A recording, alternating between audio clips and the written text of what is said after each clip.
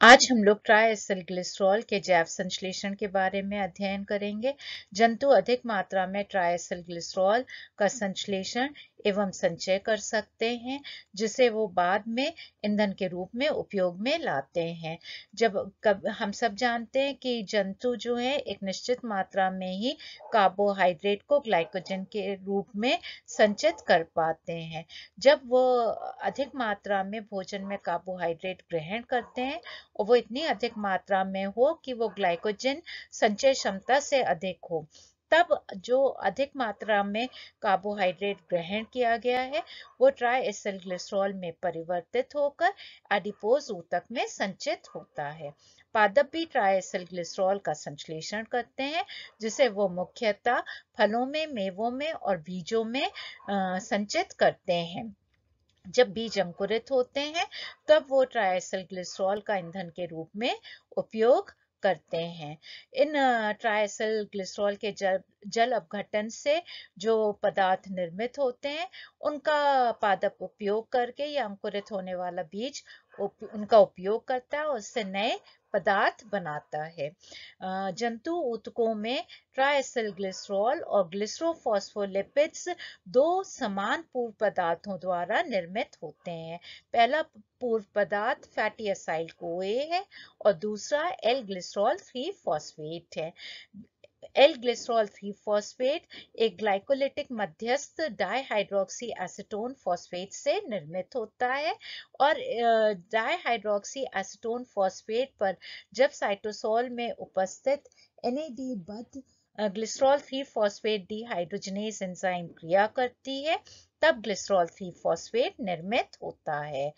इसके अतिरिक्त वृक्क और यकृत में थोड़ी मात्रा में glycerol 3 phosphate glycerol kinase enzyme की सक्रियता से भी निर्मित होता है। इस चित्र में ट्राइएसिलग्लिसरॉल के संश्लेषण की प्रक्रिया दी है। सर्वप्रथम ग्लूकोज ग्लाइकोलिसिस में प्रवेश करता है और डाइहाइड्रोक्सी एसीटोन फॉस्फेट में परिवर्तित होता है। DHAP पर एंजाइम ग्लिसरॉल 3 फॉस्फेट डिहाइड्रोजनेज क्रिया करती है और डाइहाइड्रोक्सी एसीटोन फॉस्फेट को ग्लिसरॉल 3 फॉस्फेट में परिवर्तित करती है। NADH प्लस H प्लस अपचायक तुल्यांक का दाता है और वो NAD+ में परिवर्तित होता है। ग्लिसरॉल भी ग्लिसरॉल 3 फॉस्फेट में परिवर्तित होता है जब एंजाइम ग्लिसरॉल काइनेज उस पर क्रिया करती है। ATP जो है वो फॉस्फेट समूह दाता है।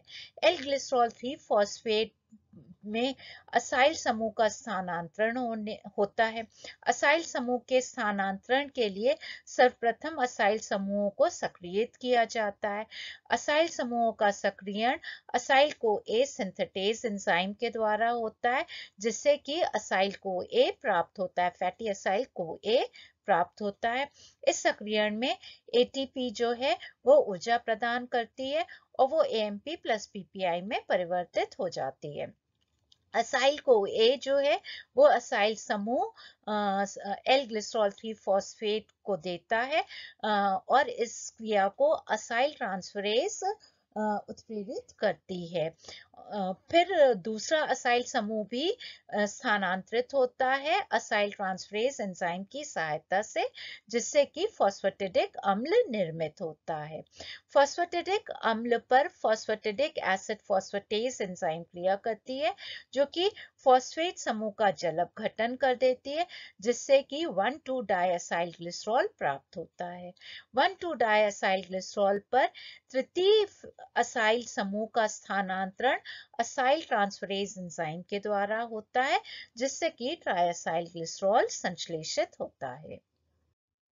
फॉस्फोलिपिड जैव संश्लेषण यूकैरियोटिक कोशों में फॉस्फोलिपिड जैव संश्लेषण चिकनी अंतर्द्रव्यी जालिका की सतह पर अथवा माइटोकॉन्ड्रिया की आंतरिक कला पर होता है। जितने भी फॉस्फोलिपिड जैव संश्लेषण के प्रक्रम हैं वो कुछ आधारी प्रतिरूप का पालन करते हैं। उन्हें कुछ पूर्व पदार्थों की आवश्यकता होती है।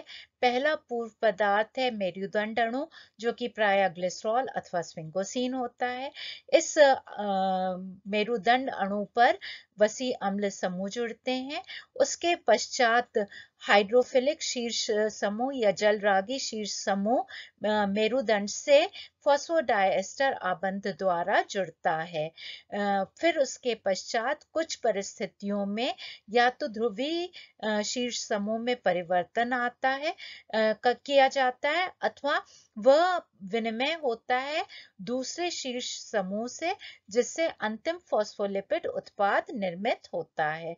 कोशिकाएं प्रायः दो विधियों का उपयोग करती हैं शीर्ष समूह जोड़ने के लिए।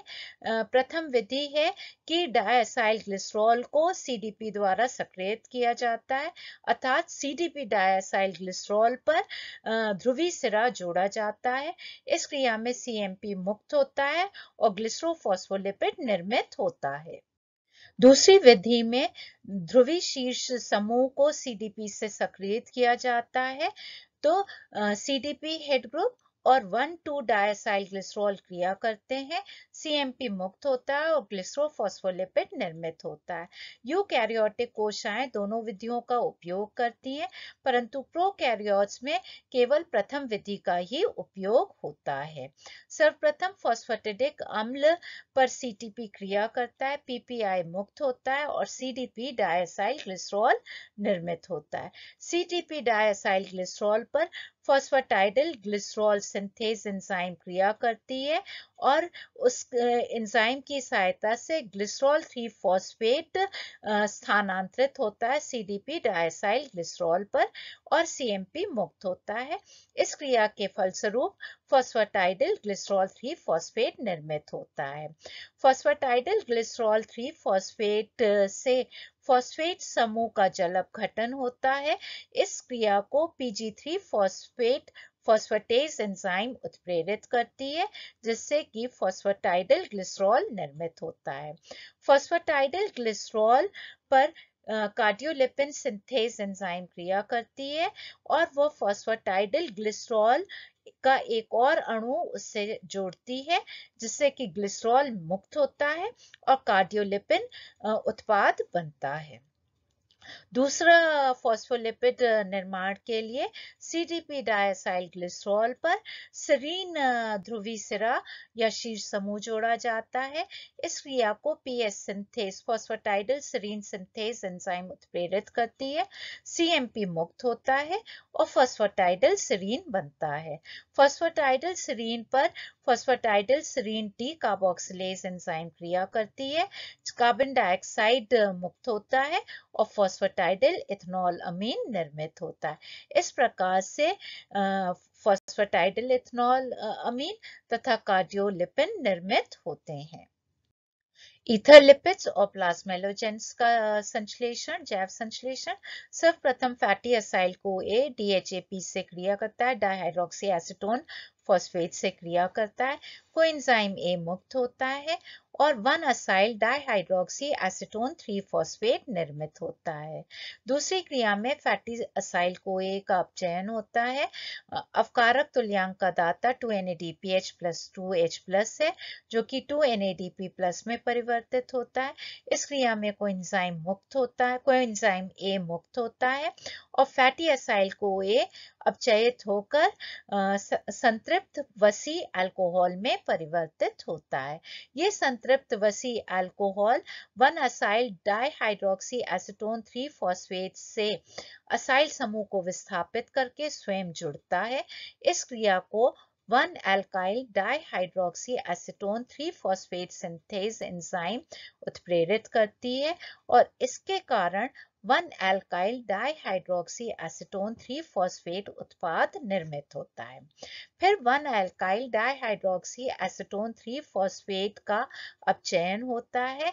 इस क्रिया को enzyme 1 alkyl dihydroxy acetone 3 phosphate reductase enzyme उत्प्रेरित करती है। NADPH+ H+ अवकारक तुल्यांक का दाता है, वो NADP+ में परिवर्तित होता है और 1 अल्काइल डाइहाइड्रोक्सी एसीटोन 3 फॉस्फेट का अपचयन होता है, जिसके कारण 1 अल्काइल ग्लिसरॉल 3 फॉस्फेट निर्मित होता है। यहाँ डाइहाइड्रोक्सी एसीटोन 3 फॉस्फेट समूह का अपचयन हो रहा है, जिससे कि 1 अल्काइल ग्लिसरॉल 3 फॉस्फेट बन रहा है। फिर 1 एल्काइल ग्लिसरॉल 3 फॉस्फेट पर फैटी असाइल को ए से फैटी असाइल समूह स्थानांतरित होता है। इस क्रिया को enzyme 1 alkyl glycerol 3 phosphate acyl transferase उत्प्रेरित करती है, जिससे 1 एल्काइल 2 असाइल ग्लिसरॉल 3 फॉस्फेट निर्मित होता है। इसमें फिर ध्रुवीय शीर्ष समूह जोड़ा जाता है और उसके पश्चात मिक्स्ड फंक्शन ऑक्सीडेज एंजाइम इस पर क्रिया करती है, जिससे कि प्लाज्मेलोजेन निर्मित होता है।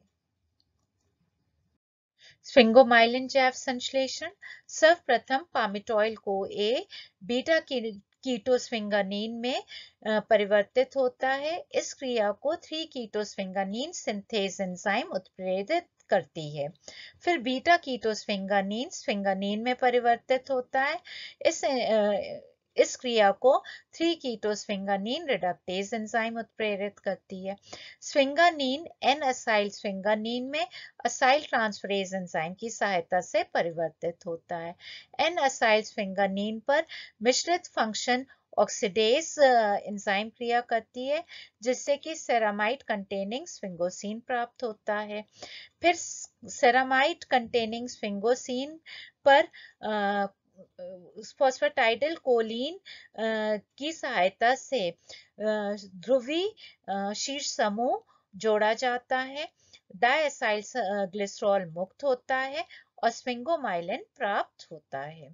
दूसरी क्रिया में यूडीपी ग्लूकोज की सहायता से ग्लूकोज समूह का स्थानांतरण सेरामाइड कंटेनिंग स्फिंगोसिन पे होता है, जिससे कि सेरेब्रोसाइड निर्मित होता है।